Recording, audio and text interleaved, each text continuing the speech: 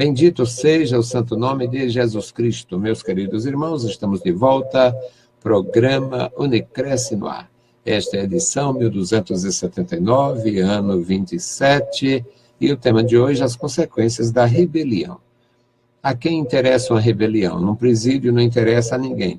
As facções que estão ali, os grupos rivais, os criminosos, eles às vezes conquistam alguma coisa ali em termos de alguma conquista no sentido de alimento, alguma coisa que está faltando, um colchão, um negócio. Bom, diminuir a quantidade de pessoas numa cela, num espaço indevido, às vezes eles conseguem alguma coisa, mas na grande maioria a rebelião no presídio, ela resulta em morte, ela resulta em mais condenações para alguns, ela resulta em privação de determinados direitos. Os presos que já estão condenados, já estão cumprindo pena, eles têm direito à visita íntima, têm alguns direitos ali, e quando eles criam rebeliões, às vezes esses direitos, não vou dizer regalia, esses direitos são suspensos temporariamente e tal. Rebelião não interessa. Rebelião de produtores não interessa, porque à medida que eles deixam de produzir, eles têm prejuízo com seu maquinário, prejuízo com sua propriedade. A rebelião, ela tem consequência. Rebelião sempre tem consequência. O nosso tema é este, as consequências da rebelião. E o texto bíblico, livro do profeta Jeremias, capítulo 4, versículos 14 a 31. Obviamente, esta rebelião tratada aqui tem pior caráter ainda, porque é rebelião contra Deus. É uma rebelião que foi realmente, ela foi manifestada contra a santidade do Senhor, contra a autoridade do Senhor, contra a manifestação da graça e da glória do Senhor.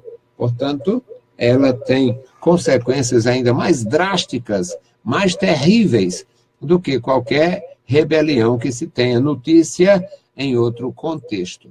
Então, nós vamos ter o benefício da leitura e do aprendizado em conjunto. É muito bom para nós, meus amados irmãos. Jeremias 4,14. Lava o teu coração da malícia, ó Jerusalém, para que sejais salva. Até quando permanecerão no meio de ti os pensamentos da tua iniquidade? Porque uma voz anuncia desde Dan e faz ouvir as calamidades desde os montes de Efraim. Lembrai-vos disto, ó nações, fazei ouvir contra Jerusalém, que vigias vêm de uma terra remota, e levantarão a sua voz contra as cidades de Judá, como os guardas que de um campo estão contra ela ao redor, porquanto ela se rebelou contra mim, diz o Senhor. O teu caminho e as tuas obras te fizeram estas coisas. Esta é a tua maldade, e amargosa é que te chega até ao coração. Dores no meu coração, o meu coração se agita em mim, não posso me calar, porque tu, ó minha alma, ouviste o som da trombeta e o alarido da guerra. Destruição sobre destruição se apregoa, porque já toda a terra está destruída, e de repente foram destruídas as minhas tendas e as minhas cortinas no momento. Até quando verei a bandeira e ouvirei a voz da trombeta? Deveras o meu povo está louco, já não me conhece, são filhos nécios, sem entendimento, não são sábios. São sábios para fazer o mal, mas não para fazer o bem. Observei a terra, e eis que era sem forma e vazia. Também os céus, e não tinha sua luz. Observei os montes, e eis que estavam tremendo, e todos os outeiros estremeciam. Observei, e eis que não havia homem algum, e todas as aves do céu tinham fugido. Vi também que a terra fértil era um deserto, e todas as suas cidades estavam derrubadas diante do Senhor, diante do furor da sua ira.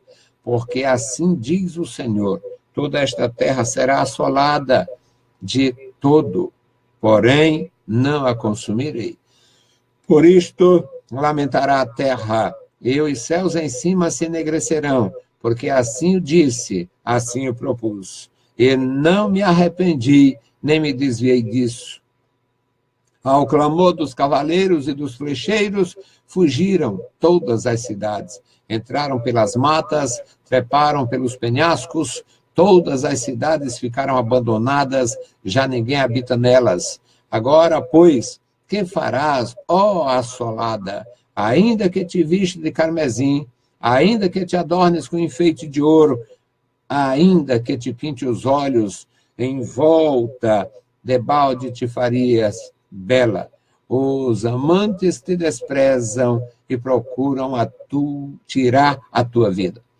Porquanto ouço uma voz, como a voz de uma mulher que está de parto, uma angústia como a que está de parto, sentindo as dores do primeiro filho.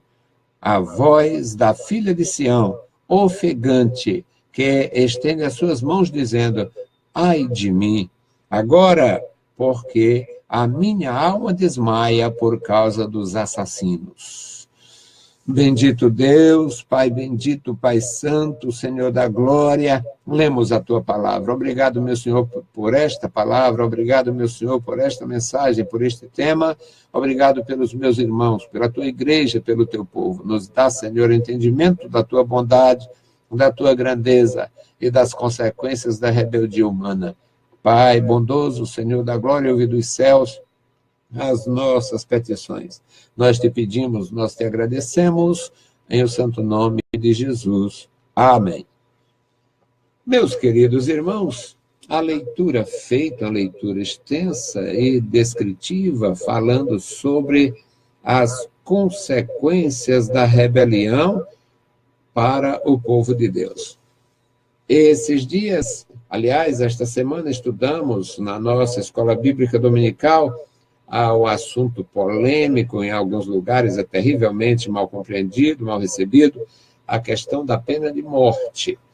E a pena de morte nas Escrituras, ela foi, na verdade, decretada por Deus só em relação aos rebeldes de seu povo. Eu, inclusive, fiquei numa frustração terrível, porque não consegui gravar um vídeo sobre a pena de morte. Eu estava com um problema muito sério no computador, agora parece que felizmente está corrigido. E eu me virando nos 30, eu tenho um filho técnico, eu tenho alguns amigos, mas eu estou tentando, de alguma forma, obter uma certa independência, fazer alguma coisa com mais segurança, sem tanto ocupar os demais. E parece que está dando certo. Mas o tema era pena de morte, e por que a pena de morte foi instituída por Deus? Não é um povo santo? É a nação santa, o povo santo, o povo de Deus. E toda rebelião contra Deus teria uma consequência, traria uma consequência. Resultado, um tema que nós estudamos, um tema muito complexo, um tema bastante questionado, principalmente por indignos, porque são indignos em vários aspectos. Primeiro, porque ignoram a palavra de Deus. Depois, ignoram o poder absoluto do Senhor. Deus criou o mundo, criou o homem, criou a vida, criou todas as coisas, e é soberano para fazer o que lhe apraz. Mas Deus não decretou pena de morte para as outras nações, só decretou pena de morte para o seu povo. Por quê? Porque a Bíblia, a lei, é a constituição daquela nação, o povo de Deus como nação. E por que no Novo Testamento não aconteceu isto? Porque o Novo Testamento não é destinado a nenhuma nação em particular, e a todas as nações, espiritualmente falando. Portanto, não tem nenhuma conotação de pena de morte na Antiga Aliança como uma coisa bárbara, uma coisa brutal, uma coisa injusta, porque o nosso Deus não é injusto, e também não tem nenhuma moleza, nenhuma regalia, nenhuma uma clemência no Novo Testamento, porque não fala de pena de morte. A questão é a aplicação. A lei foi dada ao povo de Deus, este povo que está revelado neste texto que nós lemos agora, foi o povo que recebeu a lei, recebeu das mãos do Senhor, recebeu do céu, foi Deus que revelou, entregou, e eles se rebelaram. Então, a lei era a constituição daquele povo. Eles não receberam o benefício, não aceitaram, se rebelaram contra aquilo ali, e as consequências foram muito terríveis, foram drásticas. E o texto de Jeremias hoje, por incrível que pareça, deu até para fazer essas colocações. Não tem. Deus não decretou pena de morte para nenhuma outra nação, porque Deus mesmo deu autoridade às nações, cada nação que faça. E as injustiças, que é o questionamento das pessoas. Ora, se eles são injustos em tudo, se o culto deles é injusto, se a vida deles é injusta, se tudo é maligno, não se haveria de esperar que, quando eles instituíssem pena de morte, fosse uma coisa justa. Mas, no contexto das Escrituras, a pena de morte foi justa, necessária, feita por Deus para os rebeldes do seu povo. E agora, a leitura que eu já fiz, quem sabe fica mais fácil para você entender. Jeremias 4,14. Lava o teu coração da malícia, ó Jerusalém, para que sejas salva. Salva de quê? Salva da destruição iminente que está mencionada a seguir. Até quando permanecerão no meio de ti os pensamentos da tua iniquidade? Esses pensamentos eram múltiplos. Um deles é que a cidade estava segura, porque tinha um templo muito bonito, porque tinha sido feito e consagrado para Deus, porque no dia da consagração, da inauguração daquele templo, Deus se manifestou através da Shekinah. Shekinah hoje é nome de gabinete de beleza por aí. Mas Shekinah era a nuvem da presença e o pensamento, a iniquidade deles, o pensamento brutal e grosseiro deles, é que toda aquela grandeza do passado.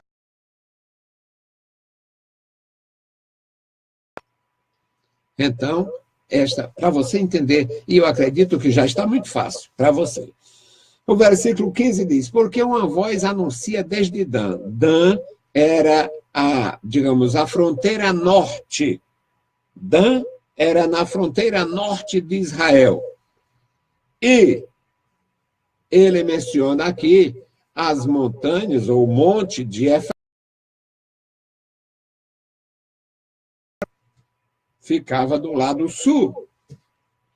E no versículo 16 diz, lembrai isto, as nações, fazei ouvir contra Jerusalém, fazei ouvir, advirta esta cidade, que ela é santa, mas está sujeita, que ela tem um templo grande, bonito, mas vai ser derrubado, pode ser derrubado.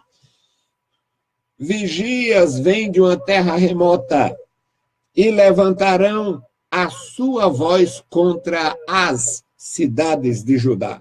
Os vigias, na verdade, aqui são mencionados, mas, na verdade, eram elementos militares, corneteiros militares, que iam anunciar a destruição. O versículo 17 diz, como os guardas de um campo estão contra ela, ao redor, porquanto ela se rebelou contra mim, sofrida. Tudo o que aconteceu, que chegou a destruir a cidade, destruiu a nação, foi consequência da rebelião, que é o nosso tema. As consequências da rebelião. A terra estava rebelada. Eles se rebelaram contra o culto ao Senhor. E eles fizeram culto em todas as montanhas. Eles seguiram padrões estranhos. Seguiram padrões pagãos.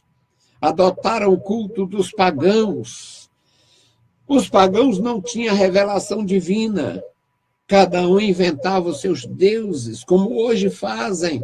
Os filisteus tinham os seus deuses, os babilônios tinham os seus deuses, os sírios e os assírios tinham os seus deuses, os egípcios tinham os seus deuses. Cada um criava a sua mitologia, seus deuses. Israel tinha uma revelação, uma perfeita revelação. Assim diz o Senhor, só Israel tem esta expressão. Só na Bíblia Sagrada tem esta expressão. Assim diz o Senhor dos exércitos. Só Israel tem esta expressão, porque só Israel tem a fé revelada, tinha a fé revelada. Então, por que se rebelar contra Deus? Se Deus tinha assistido a eles, Deus tinha criado a nação, Deus tinha organizado a nação, Deus tinha ordenado os juízes da nação, Deus tinha ordenado os reis da nação, Deus tinha ordenado os sacerdotes da nação, não tinha nada improvisado, não tinha nada feito como tentativas, eram tudo direcionados, orientados pela mão de Deus. Moisés perguntou ao Senhor, Senhor, quando eu chegar, Deus mandou ele para o Egito para libertar o povo, quando eu chegar lá, eu vou dizer o quê? Diga, o Senhor, eu sou, me enviou. Eu sou, me enviou a vós. E eu sou é nome, eu sou é autoridade. Eu sou o sustentador, eu sou o juiz, eu sou o promotor, eu sou o defensor. Então, Israel não tinha como se rebelar sem consequência. E aqui no versículo 17, meus amados irmãos, o profeta de Deus deixa claro, como os guardas de um campo estão contra ela ao redor. Os guardas do campo, os guardas de um campo, eles rodeavam, eles faziam aquelas rondas ao redor do campo para evitar a pilhagem, para evitar o roubo, para evitar a destruição. E aqui Deus compara os inimigos que iam destruir com os guardas de um campo que vêm para livrar. Como os guardas de um campo estão contra ela ao redor, porquanto ela se rebelou contra mim. Aí vem as reprovações. O teu caminho e as tuas obras fizeram estas coisas, versículo 18. Esta é a tua maldade, e amargosa é que te chega até o coração. Ou seja, você usou uma arma que no lugar de furar o outro furou você mesmo. Você usou um tipo de instrumento que no lugar de bater no outro, bateu em você mesmo. Você usou um tipo de ferramenta que no lugar de ferir o próximo, feriu a ti mesmo. Feriu a você próprio. É o que o profeta está dizendo para a nação. Aí vem um clamor, porque os profetas eles eram cheios da graça, e eles clamavam, entranhas minhas, estou com dores no meu coração, o meu coração se agita em mim, não posso me calar, porque tu, ó minha alma, ouviste o som da trombeta e o alarido da guerra. Estava determinada a destruição da nação, a destruição daquele povo, o povo especial, o povo eleito, o povo santo, a nação santa, o sacerdócio real, rebelou contra o Senhor, rebelou-se contra o Senhor e agora está sob juízo. No versículo 20, o profeta de Deus diz, destruição sobre destruição se apregoa, porque já estava determinado lá no exterior, não deixe nada, não pode ficar, não temos uma segunda campanha, é esta campanha que tem que resolver o problema. Então, destruição sobre destruição, porque já toda a terra está destruída, o profeta estava anunciando a destruição. Mas ele tinha tanta certeza daquela consequência brutal da rebelião que ele diz: toda a terra está destruída. Já dava como certo. De repente foram destruídas as minhas tendas. Mas ele se volta, ele tem o amor de Deus, ele tem a graça de Deus, ele é um patrício, ele sente pelo povo. Aí ele diz: de repente foram destruídas as minhas tendas, as minhas cortinas, no momento, ou seja, tudo que era importante, as casas melhores, onde havia condição social, tudo destruído. Até quando verei a bandeira? Versículo 21. Até quando ouvirei a voz da trombeta? Aí no versículo 22, meus amados irmãos, o profeta tem uma reação pelo Espírito e fala como o próprio Deus e diz: deveras o meu povo está louco. A maior loucura em uma pessoa é ela se revoltar contra Deus. A maior loucura daquela nação foi se revoltar contra Deus. A maior loucura é você, eu, quem quer que seja, recalcitar contra a força de Deus, a voz de Deus, a vontade de Deus, no Novo Testamento mencionado como aguilhões, uma referência às prisões, um tipo de, digamos, a figura da algema, que quanto mais o sujeito puxa, mais maltrata. Então, até quando verei isso? Até quando verei a trombeta? Meu povo está louco. Eles não pensam nisto. O meu povo está louco. São filhos nécios. São filhos tolos. Sem entendimento. Só são sábios para fazer o mal, não para fazer o bem. Aí vem 3 observações, meus amados irmãos. Observei a terra e a terra já estava vazia. Observei os céus e não tinha luz. Observei os montes e estavam tremendo. E observei os outeiros, também estremeciam. Observei e eis que não havia homem algum.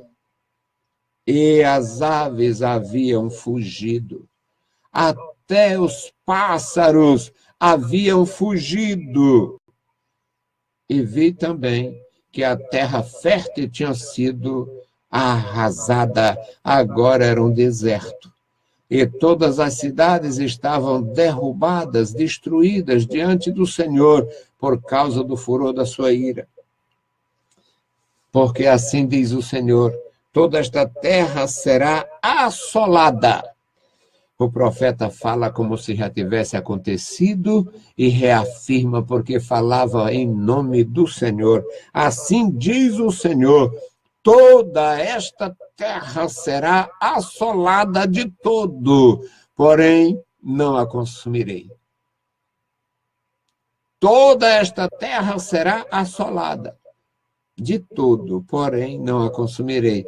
Deus mantém as raízes. Assim acontece com famílias, assim acontece com congregações, assim acontece com denominações. Assim acontece com nações. Aconteceu com o grande rei. Rebelou-se contra Deus, foi tirado o seu entendimento, mas antes teve uma visão de uma árvore sendo cortada, mas tinha uma ordem que dizia: não arranque o tronco, não arranque o tronco. Deus queria mostrar a sua soberania em relação ao rei da Babilônia. Meus queridos irmãos, o nosso Deus continua sendo o mesmo ontem, hoje e eternamente. No Novo Testamento, isto também se aplica ao Senhor Jesus, em Hebreus 2:8, se não me falha a memória. O nosso Deus é o mesmo ontem, hoje e eternamente. E a sua palavra permanece para sempre. Deus não mudou, não mudará. É o mesmo ontem, hoje e eternamente. Portanto, rebeldia, rebelião não compensa. Rebelião não tem justificativa diante de Deus. Ninguém teria como escapar do poder do Senhor. Que Deus abençoe os meus amados irmãos, que Deus abençoe a sua igreja, que Deus nos dê graça para continuar fazendo a sua obra, o seu trabalho, e também nos encoraje para combater valorosamente, corajosamente toda rebelião. Eu estou pronto a continuar. Ajudem-me com as vossas orações. Bendito e eterno Deus, te louvamos, te exaltamos, bendizemos e agradecemos pela tua bondade. Senhor querido, abençoa a tua igreja, guarda o teu povo em todo lugar. Em nome de Jesus Cristo, Pai, te pedimos e te agradecemos. Amém. Saudamos a todos com a paz de nosso Senhor Jesus Cristo. Se o Senhor permitir, amanhã voltaremos e logo mais às 21 horas estarei na Rádio Vida apresentando o programa Voz da Igreja. Deus nos abençoe, leiam a Bíblia Sagrada e a graça de nosso Salvador repouse sobre vós. Amém.